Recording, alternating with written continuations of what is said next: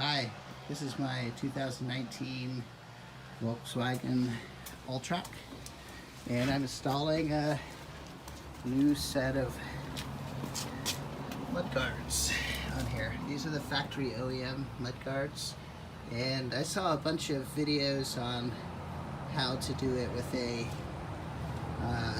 Mark 7 Volkswagen Golf, but nothing really did it specifically for the Alltrack. So here's my attempt. Here's the first one that went in, and the tools that I used are either what you can find in your Volkswagen tire jacking system. I just used a simple 3-ton jack, drill, Torx bit set, and the established hardware. So give me a minute and I'll get the wheel off and show you. Okay. So real quick, before we get going with taking the wheel off, I just thought I'd show you. So the manual is actually kind of geared more towards a sport wagon than the Alltrack, so it looks a little different. In the manual, they show like a dimple here as a place to show you where to put the jacking point in. In reality, that's not on here. What you want to look for is this seam right here. There's a little raised piece of steel from here to here. That's the reinforcement point. And what I'm planning on doing is I'll use my 3-ton floor jack, a little bit of cardboard to kind of protect some things. You can see where I did it on the other side already. And I'll jack it up, and then we'll take a look at the next one. Okay, so you can see here the junction, and we'll go ahead and lift that up. And all we need is enough clearance to get below that tire. So the next thing I'll do is take the little tool that comes with your kit and just reach in and just grab these little plugs, and then that lets you access the lug nuts, which in this case are 17 millimeter. Okay, so I got the wheel off. What you're looking at is the interior of the wheel well, and it's kind of like a fabric almost rather than a hard plastic. What I'm going to do is I'll actually get a brush and I'll clean all this out. And what you can see here is there's these 2 bolts with Torx bits. We're going to use those holes. Then we're going to drill in 3 holes into this trim. And we're going to drill in 3 holes, or 2 holes, that just go into the bottom of the liner. And it doesn't hit any structural metal or anything. And you can see there's no like auxiliary, mount like on the Golf ones. So these actually go in a lot easier. You can kind of see the coverage they give you. There's no trim for it to really have to interface with, so it goes on very cleanly. And you can see here the dirt pattern that this will save from. This is a nice car with this cladding to keep stuff from getting scratched up, especially during snow season when you got a lot of gravel. I kind of look at these as not only does it help keep the car cleaner, but it also helps save your neighbor's windshields, right? You're not going to be kicking up as many stones and rocks that is going to potentially crack other people's windshields. So I kind of see this as, good for you and good for your community. Okay, so this is after cleaning.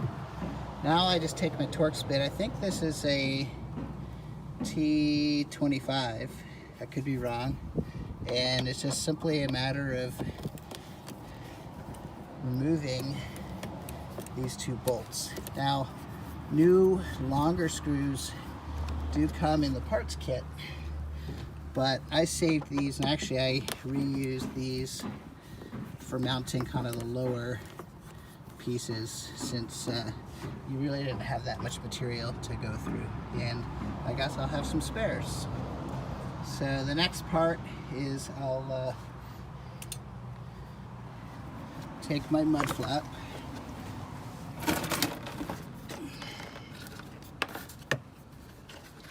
and I've got my longer screws here, and essentially let's see if we can put this here so it'll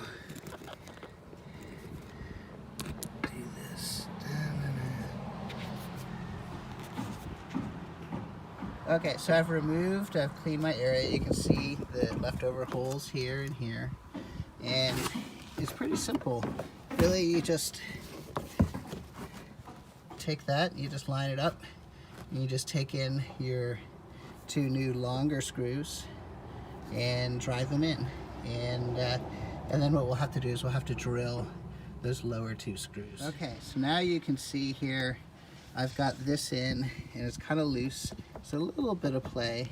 And what I'm doing is I'm kind of using this line, and I'm just kind of pushing this down until I'm kind of flush with that line. And then I'll go ahead and tighten these, and the next step will be to do the drill. Okay, so the next step is I need to drill. Now there's 5 things I need to drill. I'm going to drill where these preset holes are, and these are for these kind of pop rivet things, and it goes into just this trim here. There's no metal structural you're cutting. And then these 2 are going to go through the back of this plastic liner, and then you're going to put nuts behind that. So, and it's pretty straightforward. They give you the spec, so you can kind of see how easy that was. Nothing on the exterior. So, and then we just take our pop rivet and see if we can do this one-handed. Maybe not. Oh, no. All right, I'll do this, and then I'll get. So I got the first one in, and I did go ahead and drill out the others. And you can see it just pops in. Very simple. So now these next 2 are a little harder, because essentially we're given these plastic nuts, and we have our screws, and we just have to kind of go through there. And the hard part is access. Now it's a 10 millimeter. This is a 10 millimeter nut, but fortunately some of my tools are not here, so I'm just having to do stuff hand tighten. And it's kind of an awkward spot to reach in there, but you can hand tighten them up tight enough, really, since it's just metal on plastic. It's not going to come out, but you can get them pretty tight, hand tightening, as I did on the other side. And then you go on in. Okay, well, I got it in. What I ended up doing was I got down kind of underneath the car, and in reality, you just have to kind of pull this. This is flexible. You can just pull it out of the way, in which case you can kind of just easily access, but you got to kind of get down there to do it. But you can see it's a nice clean install. You know, you got 6 points of contact in there, so that shouldn't be going anywhere. And yeah, it's a pretty clean looking line. All right, so I'll get the tire back together, and then we'll take a quick look at what it looks like all put back together. Okay, so that's back together. You can see the tools I used. Pretty simple.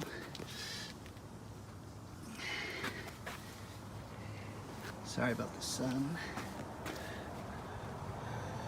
You see on both sides. I figured this should be a job that should take a competent mechanic, honestly, 15 minutes to put together and do. And I got quotes of, I think, 150 to 200 to install 4 of these, which for shop time, yeah, maybe that's about right. Okay, now here we are in the front. These are a little bit different style of mud flap. You can see these are a lot lower profile, and whereas before these 2 screws lined up, here we only have 1. So we're going to be drilling, whereas the last one we drilled, I think, 6 holes, 5 holes. Here we're drilling 4. 1, 2, 3, 4. Now the thing that's kind of difficult with this one is there's also kind of an underbody. There's kind of like an underbody cover there that I think the jack might be in the way of. So it also goes on with the Torx bit, and so I'll just have to kind of play with it and see what's the best way to get it. This might be where you really need like a lower profile jack stand with a frame rail, just to give you more space, but I'll see what I can do. Okay, so I installed it with this one point here, and what I'm using as a reference point is to make this little piece of trim come up to here. It can rotate from side to side, but so that it's straight on the other side, I'll do it that way. So now I need to drill here, here, here, and here. Okay, so word of advice, this lower one drilled through, punched through very cleanly, like there's lots of space.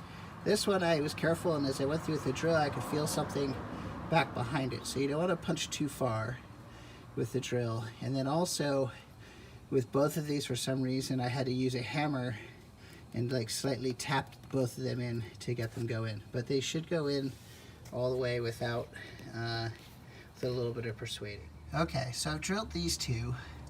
One was very simple, went all the way through. The other one met some resistance after maybe 1/4 of an inch. So again, kind of like with the push pins, just be careful how you go through. Also underneath here you can see that black covering, and there you can see that Torx bit that I need to remove this piece. That'll give me access to get back behind here and install the nuts for the screws to drive in. Okay, so this is a harder part. So I took the Torx bit out here. In the figure they show this is just pulling down this way. This ties into, here's the receiver of the Torx bit up here. So what I did was I kind of pulled this cover away, and now I have access to where I can attach these. So hopefully I can just attach these, push this back underneath, and button it up. But this is a little tight in here. Okay, so this was difficult. There's two pieces, there's like a underbody cowling and the inner liner come together, and it's tight. It's hard to get these two screws in here tight. I was able to get this one tight after kind of contorting. This one I wasn't. So what I did was I took the jack out, I cranked the wheel over, and now I'm going to go underneath again and see if I can pull that piece of plastic off, and if it's actually easier to do with the wheel on than with using the jack. So anyway, I'll report back in a minute. Okay, so you can see the final product there. That looks pretty good. It's kind of subtle but nice. So here's the deal. To be able to get into drill, you got to take the front wheel off. So for this side, the procedure is going to be jack it up, take the wheel off, drill, put the wheel back on, crank the wheel inward to where you have access, then you can take off that sub panel.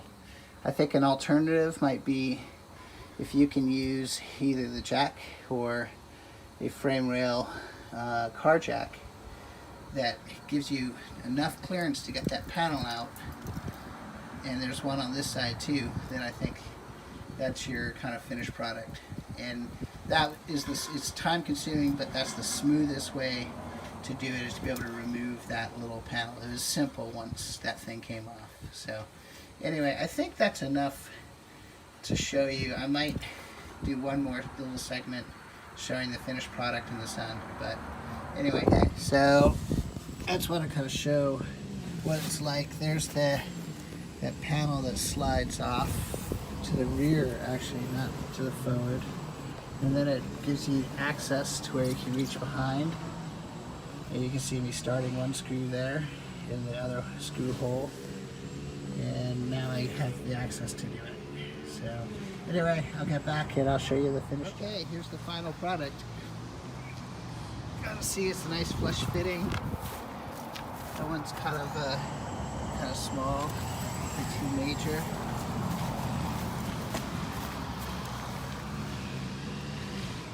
You know, kind of comes out just a little bit. So I don't know, I think I'll revise my projections. I think the rear half an hour, front 45 minutes, now that I figured out how to do it. Anyway, hope this helps. Take care. Bye.